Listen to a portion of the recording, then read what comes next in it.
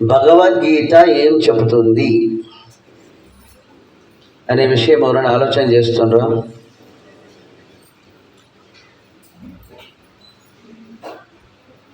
అసలు చదువుతున్నాము, అయిపోయింది, పోతున్నాము. అలా కొంతమంది, ఇంకా చాలామంది ఉన్నారు, కొంతమంది చదువుతున్నారు.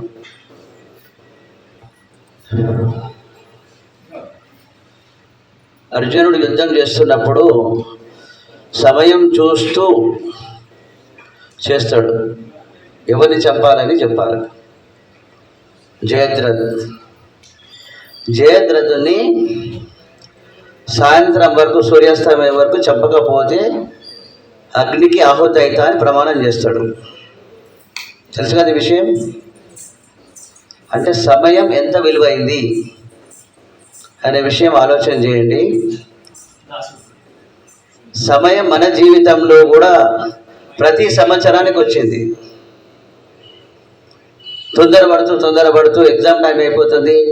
2.5 hours అయిపోతే టీచర్ పేపర్ గుంజుకుంటుంది. తొందరగా ఆన్సర్లు కంప్లీట్ చేయాలి అని సమయం చూస్తూ మనం స్పీడ్గా చేసినాం. ఇప్పుడు జరుగుతుంది ఏంది? సమయం పోతుంది.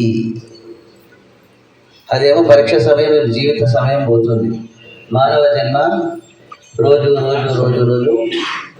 తరిగిపోతుంది. ఏం చేయాలనేది ఆలోచన చేయాలి.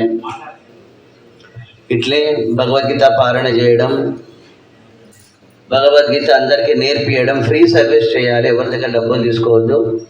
అదొక్కటి చేస్తే చాలు. ఇక వేరే దాన ధర్మాలు ఇష్టం ఉంటే చేసుకోవచ్చు, యాత్రలు పోయి ఇష్టం ఉంటే పోవచ్చు, ఏదైనా చేయొచ్చు. కానీ ఇది ఫ్రీ సర్వీస్ ఒక్కటి చేస్తే భగవంతుడు మనల్ని చెయ్యి పట్టుకొని నడిపిస్తాడు, అలా సంశయమే లేదు అని చెప్పి శ్రీకృష్ణ భగవంతుడు ఇలా చెప్పిండు. ఆ శ్లోకం ఏంది?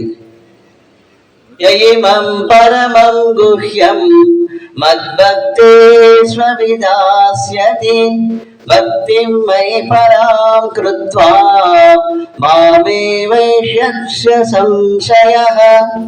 డౌట్ పడకండి అని చెప్తున్నాడు క్లియర్గా. ఇంతకన్నా ఏం కావాలి?